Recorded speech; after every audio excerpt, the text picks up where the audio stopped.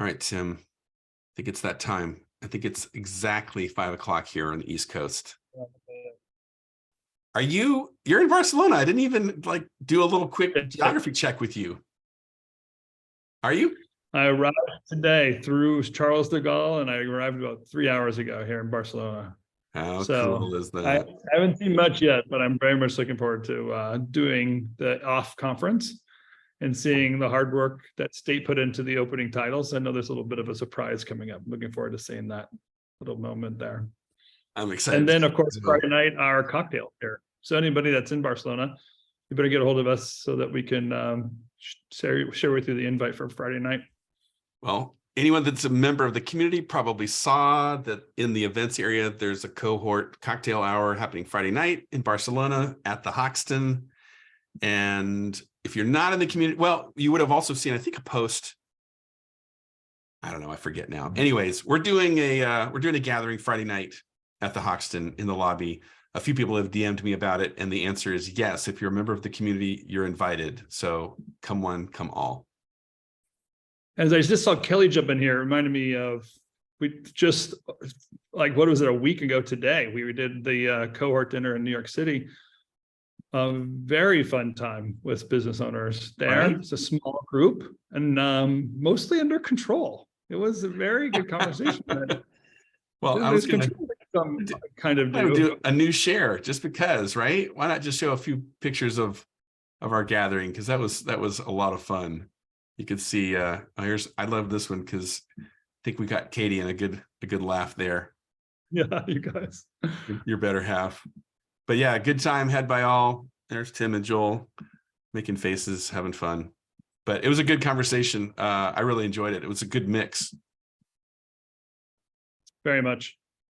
So we do this in New York and Los Angeles often and some other places. So keep your eyes out. I think we're going to go to DC pretty soon.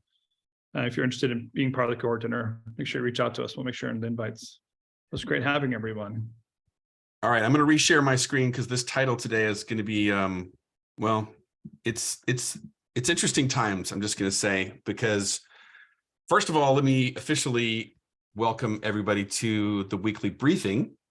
I'm Joel. I'm joined by Tim and all of you. And the weekly briefing, for anyone that's new here today, is really a 30-minute chunk of time that Tim and I set aside every week to bring studio and production company owners together and talk about what's going on right now, what's the hot news, what's the latest trend, what's the thing that we're seeing that we want everyone to be aware of. And today, Tim, it's this question of, we're hearing, right, a lot of rumors and news and some specific things, which, by the way, we're going to get into in the nitty-gritties tomorrow in Confab. So for anyone that doesn't know about that, let's make sure to mention that later, because that's open to everybody tomorrow.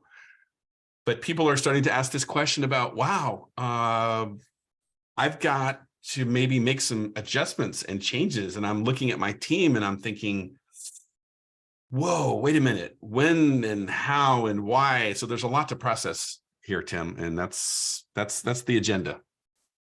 Yeah, probably the most direct trigger is I don't know, call it gossip or news that has spread in the last 7 days of different larger agencies that are doing, sounds like, major layoffs. 30% of their workforce, we're part of the workforce in Chicago. And some of these bigger firms is, the question of a canary in the coal mine. Is it really that bad? Because we imagine that these bigger firms are being hit. Aren't the smaller ones going to be hit also? And we see things a little bit differently. I think we have clients all over the spectrum, and we're kind of seeing a different pattern than just like the big news. But definitely a question of this very valuable asset that we have, our employees, and the thought process of laying them off is kind of scary. So how do we know how to preserve them and maybe even take actions ourselves to adjust our team if we have to? So Tim and I talked a little bit before this as we were preparing, and I'm gonna be almost the Tim, you can vicariously ask questions through me. So I'm gonna pretend like I'm running my studio again, and then I'm gonna lean on you, Tim, as the consultant. So you're gonna be Mr. Smarty Pants that's gonna answer all my questions, right? Great. So that said, as we're going along, if you have comments, even little bits of news or data that you want to share, if you have a question you want me to forward on to Tim, please drop it in the chat and I'll try and respond to it. So Tim, let me just first maybe normalize a lot of what a lot of people are just feeling, right? Like there's this question of, why do I feel nervous? Why do I feel scared, right? Is it like this, is it, because we're in a way, what we're doing is we're extrapolating, right? We see this news, and then we are probably also looking at some data from maybe clients that postponed or this job got canceled. And then I start going, wait a minute, are these indicators? And is, 1 + 1 + 1, 3? And oh my God, what do I do? So can you maybe just help me normalize what is it that I'm feeling? Yeah, some of it is confirmation bias, and some of it's a reality check to what is actually happening. Months ago, we talked about just the pace at which jobs were being awarded seemed to take a different pace and meet a different pattern. So all of a sudden, our accounts receivables were out of whack what had been coming in for the previous 36 months, let's say. Mm-hmm. And we don't really see it right then, that moment. The jobs awarded in that AR moment isn't something we immediately feel because we have current projects in house and current accounts receivable. So those future ones, 30, 60, 90 days out from when we're first recognizing the pattern, isn't really recognized. So I think because that happened later last year, coming into possibly a normal January and February season for agencies, you have an unusual amount of, or I should say unusual lack of cash that you usually have in your pockets. And I think that gives you that first stressful moment. And that's where we were saying a few weeks ago, hey, get on your cash board, look at your cash flow, understand your personal pattern and what this might mean to you. The other is, it seemed like there was a hunger for the last few years of agencies easily being awarded projects, more work than you can keep up with, and trying to find team members as fast as possible. And we were even in some cases paying rates that were higher than market rates because we felt a desperate need for a team. And now when we hear something, again, maybe my confirmation bias for some of the smaller agencies, but we hear something of larger firms laying off talent, where for the last 2 years, we've been competing with these larger firms that have been taking our talent. We all of a sudden ask the question, whoa, is that me too? Should I be worrying about this? And that's a really good question you should be asking yourself. Hey, should you be worrying about this? What do you see on your cash board? How do you recognize your burn rate and your team and the project load that you have? And do you possibly need to make adjustments? So one thing that I'm going to pretend like I'm running my old agency. One thing I used to keep an eye on, and I'm curious if this is a good indicator, is I would just track total AR.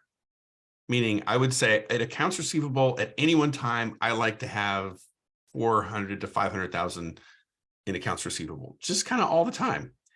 And throughout the year, it might go up at certain seasons, might go down at certain seasons, but it was like a really simple, just like, okay, our sales pipeline is converting and we have, runway. Is that a good indicator? Should people be looking at that, tracking that, and noting a shift in that trend? Yeah, it's one of the first places we get to see this trend shift. So the way we do it, similar to what you're talking about, Joel, is we'll say, hey, there's a total accounts receivable due. And that would be invoices that are currently aging, meaning they're invoices you've sent to the client, or future invoices that you're going to send at the delivery of a project. We total that up, the total project accounts receivable that's remaining. And then we subtract from that how much is actually in the hands of the clients. So those that are aging. And when we have that difference between the total and then the aging amount, we get a percentage of what's aging, or flip it the other way, what's kind of outstanding and will be in the future aging. That remaining balance that's not yet aging is kind of a long-term savings account for you, because eventually that AR will go into circuit and will come in. But if I could cash flow my entire company right now with what is only aging, I get this like extra cushion. When that goes away, when 100% of your AR is aging, that's the first indicator of, whoa, long-term sales and long-term projects aren't coming in. So I need to start recognizing there's a difference in my sales pattern there. And then, right, Joel, then you say the total amount. I'm usually used to seeing 2 to 3 to 400,000 in total AR, and I'm currently seeing 200,000 or 100,000. Absolutely different ballgame for you. So let me switch my hat for a second. I'll be the I'm going to be the consultant right now for a quick second. Oh, you're literally switching your hat, aren't you? Yes. Well, the reason is tour steward to consultant, is that what the two hats are? I guess so. Yeah, exactly. But I'm thinking of a couple owners that I work with that are clients of mine that we track sales pipeline. So we have a sales pipeline, for example, like in Pipedrive, and at a glance, I can see how many deals and what the rough value of all those deals are in the total pipeline. Now, none of those have converted, so they're not yet AR. But it is kind of interesting to just notice things like, at any one time, our sales pipeline, we like to have $1 million to $1.5 million, knowing we're only going to win a third or so of that. But it's interesting to note, we have more deals, but they're a lot smaller, or we have fewer deals that are a lot larger, or we have neither, we have less deals and less money. That's also, again, I know it's a little hard to get at that data, but for those of you that have a sales pipeline, just know that that is another, okay, what's shifting maybe a few months down the road. You can actually start to get a sense of some of that. Yeah, another thing you could look at is the sales cycle. So how long from the time that you recognize the lead till that it actually is awarded? Traditional time span, 3 weeks, 4 weeks, 6 weeks, something like that. And then when you're recognizing, wow, that from initial lead to actually award, when it got stretched out, that's what we're seeing a few months ago. Oh, it's 8, 12, 16 weeks from when originally you heard about it to projects put on pause was the first words we heard. But then the decision points seemed to spread out to they were awarding. So the steps between projects took longer. Oh, wait, that all of a sudden you realize, those invoices aren't going to come in at the same pace. My team's not going to be utilized at the same pace. And that's just your salespeople telling you, when you heard that news, you were really busy. So we're saying, hey, we're seeing something, and you're probably feeling like, it's not true for me. I'm busy right now. I'm like, now that we're 30 or 60, 90 days from that moment, people are starting to really understand what that pattern shift has meant to them. So just to go back to what feelings we're processing, I will say this, because I think a lot of owners here struggle with this. Think of it this way. As an entrepreneur, as a business person, we love yeses. We don't like no's, but we hate maybes the most. And so I want to normalize for everybody here. And Tim, maybe you can tell me why, like when somebody says, yes, the project is yours, I'm like, great. When they say no, I'm like, okay, that sucks, but at least I can act on that. And then there's this, it's postponed. We're not sure. We might go in a different direction. It's on hold. What is it about that? Yeah, I think it falls in the same as that the loss aversion, where you feel like it's so close. And so we do this really weird thing where it's so close that we double focus. It's almost like when you've lost a hand at gambling, you double down trying to get it back. Something that's close, you lean into it more because it's just so close. It's just so close. But what you're really doing are distracting yourself from future opportunities in sales. If they would have just say no, it would fail fast and you move on and you jump over to the next lead. Or if they say yes, obviously you win, but you jump over to the next lead. That maybe is making you hang on longer to something. That's just a maybe. Right. So there's something that mature firms do and recognize is realize these maybes have the same possibility as any project. So you can leave the maybe where it is and turn and focus on the next lead. I think it's really hard for salespeople to do that because they love the wins so much. They're so close to that good feeling. Why would I walk away when it's just sitting right there at my doorstep? But there really is that like necessity to get back to that focus, looking at the regular sales cycle and stick with it. That discipline is very critical. I'm looking at, by the way, somebody needs to mute. I was just noticing this comment from Riley that said sunk cost. And I'm thinking, Tim, you just totally shattered my blackjack theory. Because whenever I'm playing blackjack, I always think I can't lose another hand because I just lost 5 in a row. And there's something in me called, eventually I have to hit. So if I just put more money down, more money down, more money down, I'll eventually get all my money back. And for some reason, I never get all my money back. When I was in New York City, a guy jumped on with the 3-ball trick. And as he jumped on, I told my kids, hey, watch what's happening. The trick is not with the guy at the 3 balls. The trick is the 2 guys he's planted in the train that gamble with them and show like it's possible to win. So then you get the third person or the fourth person that's not part of the pack to gamble, and that person loses. So it's this thought process that you can create a bias that you're so close or you always win or whatever, and you're not looking at the big picture reality. That's what we have to focus on. We actually know how to do our job. We just have to stick with our discipline of knowing how to do it and keep the process moving. It really is the key to that kind of success. Okay, so man, I almost feel like someday we should just unpack that mindset, but that's a whole briefing unto itself. So yeah. Just to keep this going forward. So how, if I'm an owner, I'm looking at my numbers and I'm starting to say, okay, maybe there is a pattern here. Maybe there is a trend. I'm also looking at the news and starting to infer from what I'm seeing in the news. How do I even begin to process this question of, I really want to preserve my team, but maybe I need to make some tough choices? Yes, the first temperature check, right? Which is what I'm most proud about the community doing. I feel people are being very honest and transparent. Weeks ago, people have been saying things. I think Eric put something out there in December, it felt like, hey, is it slow? Right. And there's been open and honest conversation to let you think.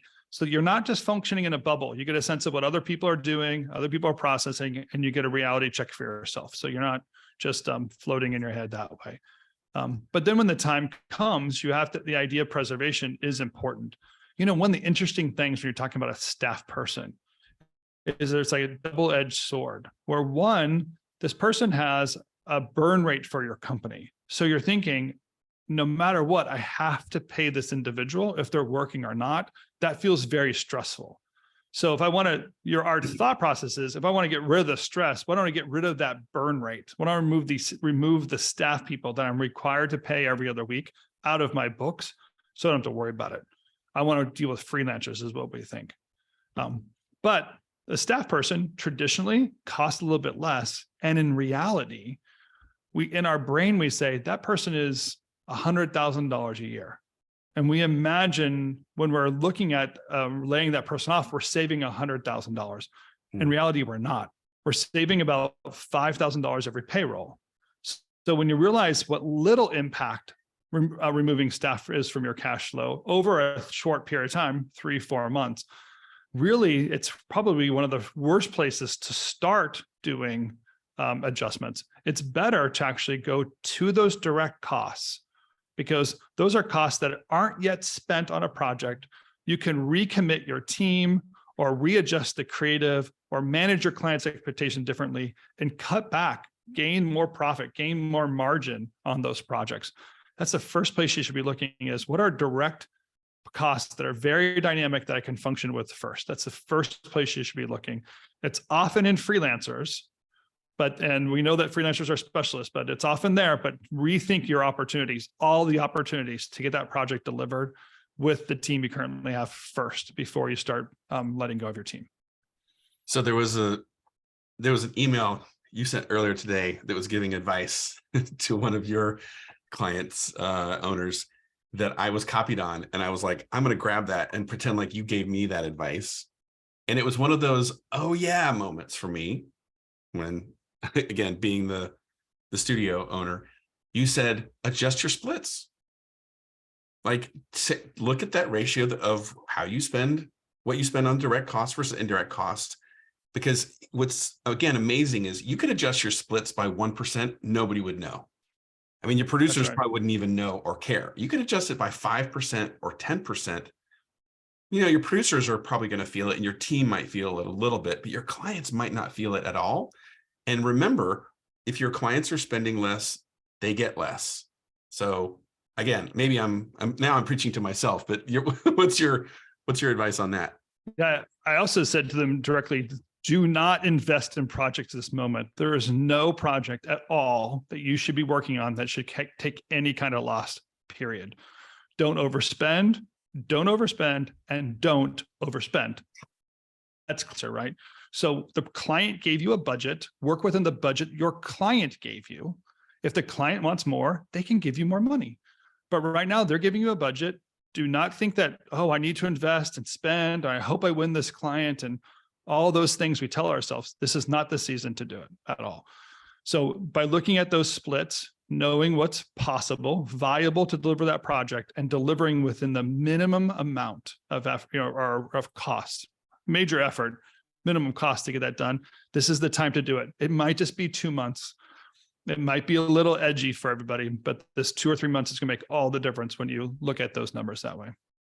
Well, when I think of adjusting the splits, maybe here's a really simple example, because if you said to me, Joel, adjust your splits by 5%, if I'm doing my math right, if I had an artist that was going to work on something for 40 hours and we adjust the splits by 5%, that person is now working 2 less hours on that project. Did I do the math right? Yeah. And then that's when you realize, oh, getting something done in 40 hours versus 38, that is not a big cheese move. Like, that is pretty easy.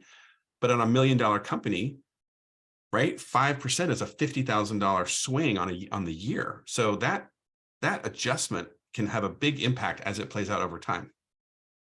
So one thing you could think of when you're putting your projects together too, is think of it as a 4-day work week instead of a 5-day work week. It's not that you can literally have your clients your employees only work 4 days if that's within the structure.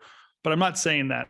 What I'm saying is when you're scheduling out the project, imagine that project being a 3-week project and taking 12 days instead of 15 days when doing it. The clients don't know any better. You're still meeting the same milestone deliverables for them. They're thinking that you're on pace, but that's a 20% cut in resources to get the project done. And it's a subjective deliverable that you have, especially in post. Live action has some different elements to it. Live action, I would look at heavy bill backs for things. If I'm a business owner and I could produce a project, I'll probably produce 1 or 2. This is just a season I'm gonna roll up my sleeves and be the producer, the line producer on it, because I need to capture that money and let that come into my own pocket to cover costs for a little while. But I want my team, I want my equipment working as much as possible before I go to rentals or other outside resources to get projects done. So something else I heard you say to me just then was, if I have a passion project that I'm investing in because it's going to be the cool thing on our sizzle reel that's going to go out next fall or something, you basically told me, stop working on that right now. Pause right now. Okay. Because what we're talking about is preserving your team, right? If we're feeling this way, which I'm feeling a lot of compassion right now for business owners that are questioning, should I do something different? So I'm saying, if that's a question you have, just put that on pause for now. It's not going to go away. It doesn't disappear. There's nothing wrong if you take a 2-month break from that and then you pick it up, refresh your mind and refresh your team. And let's hope you're wrong. Let's hope you didn't need to put anything on pause. But if you're feeling that way, there are some things you can do for 60 or 90 days and live out this season. In 90 days, you can let things go again, get back to normal, take that cushion of cash you have, actually even acquire team members if there's people available with the layoffs that are happening, build your team up to be stronger even. But we got to take advantage of the moment we have and work with the time that we have to get ahead of these issues, if that's something we're facing. So again, I'm going to be the owner asking here, are there some in-between or halfway measures I can take? Like, I've heard people talk about, like, you should furlough this person. What is that? Or you can maybe convert this person to part-time or convert somebody to freelance. Are those options I should be considering? Yeah, I mean, I would, if you know that you are going to work with your team and adjust your team, there's every business book will tell you some of this stuff, but this is some of like the 80-20 principles, or, kind of refreshing your team in such a way of like, which team members have gone beyond their capability with your business. And you've probably been saying for half a year or something, when the time comes, well, this might be a good time just to do that. Hey, let's trim down now, or be that critical business owner at this moment.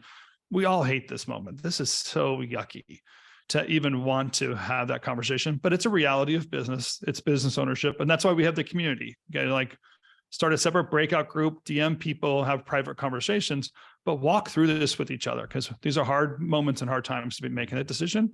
But let's do that. Anywhere you know that there's somebody that's not performing the way you want to, let's just start there.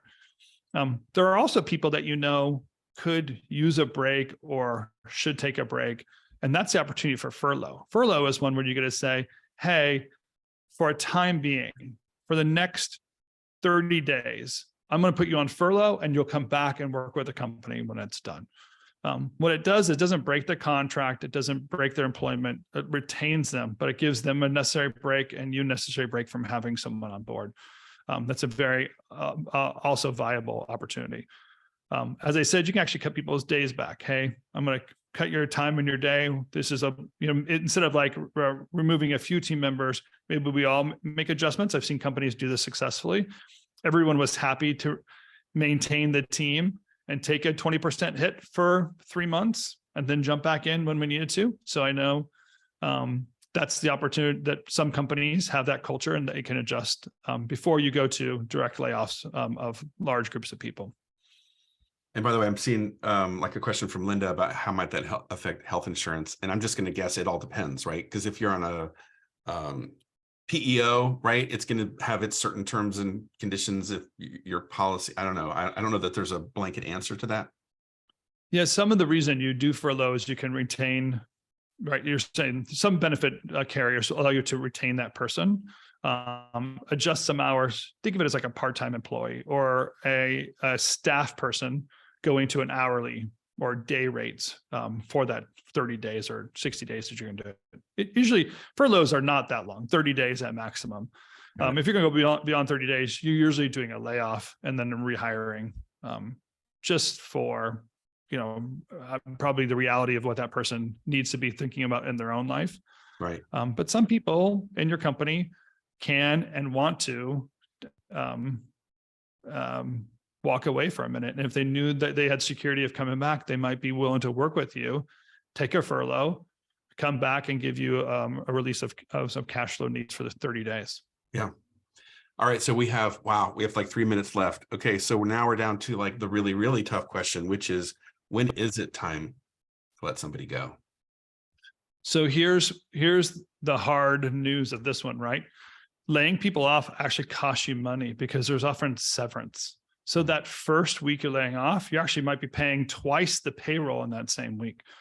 So where people make the biggest mistake is they wait way, way, way too long to lay off team members. Then they don't have the money to do the layoffs, which you can imagine how critical that is. And that's often when companies kind of fold. They don't know what to do in that moment. So they fold. You don't have to get to that point, but there are moments and times where you say, hey, the reality is we're not the same size company. We're not getting the revenue that we're used to for the last 3 years and 4 years. I thought we were a $4 million firm, we're actually a $3 million firm, and we have to readjust our team. If I was working with that, I often think of like, want to go for the bottom. Oh, cool, these 40, 50, $60,000 that we have, let's get rid of them, right? Because they're often the interns or the assistants and what have you. That's a great place to start because you want to have the strongest team possible going into a leaner position. But often your biggest savings are the high ticket items.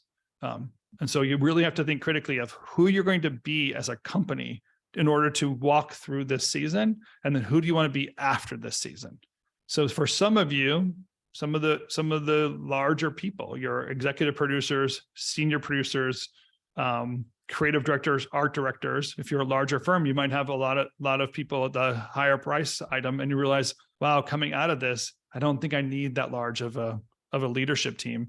That's where you're going to go. And others, you'd say, I've kind of been gathering people around.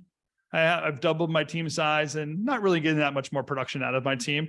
Okay, now you just across the board can figure out which team members and the timing of it based off of project leads and time.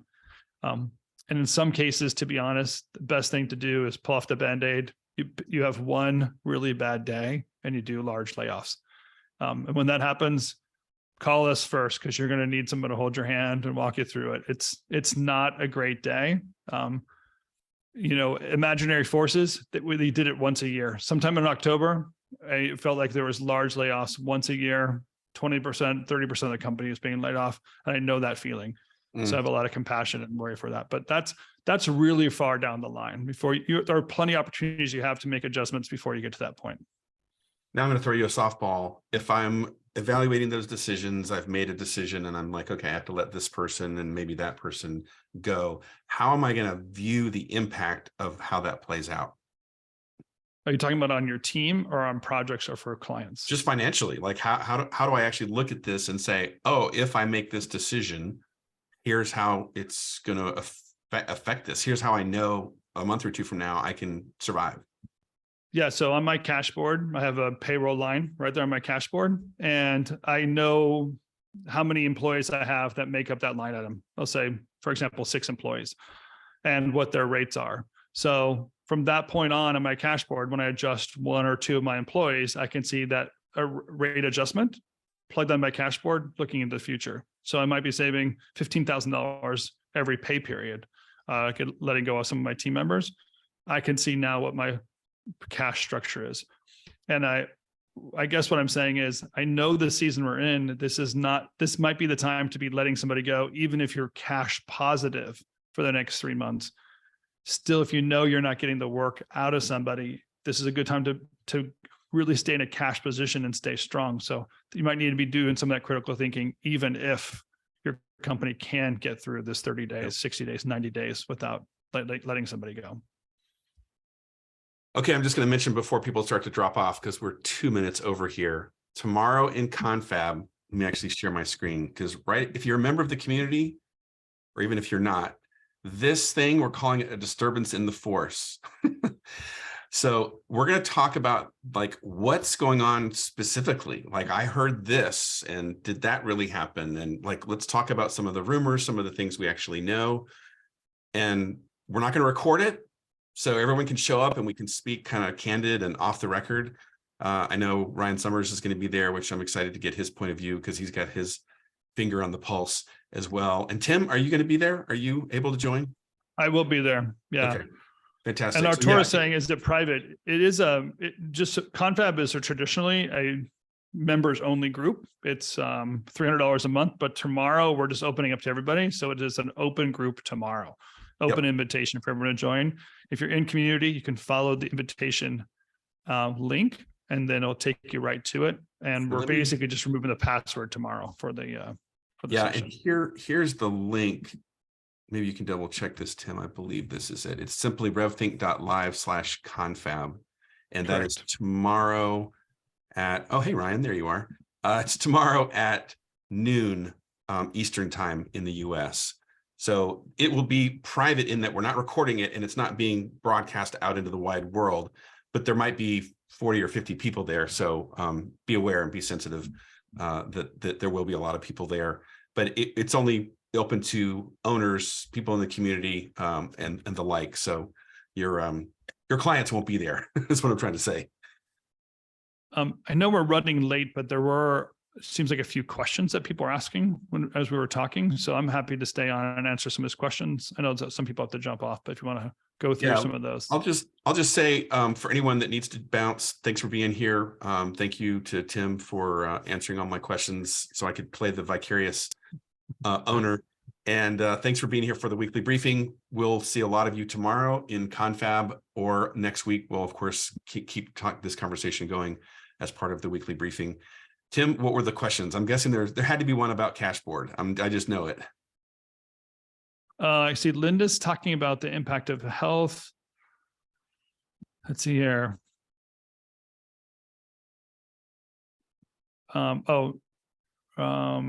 Maybe not. I just saw is it private? No. Someone throw a question at me then. Where do I build one of these Cashboard things? What he said is there going to be a playback of this? So that's the only question I have. No, that's the only question. That's funny. And I already answered him. I privately said, yes, there will be. So yeah, he had to go. All right. Well, then let's just bring your questions tomorrow. If anyone has them and didn't get answered today, So we'll see you guys in Confab tomorrow, and we'll talk about this disturbance in the force and what to do about it. All right. Thanks, Tim. Thanks, everyone. Yeah, of course. We'll see you tomorrow or in next week's briefing. See you Bye. tomorrow. See you guys.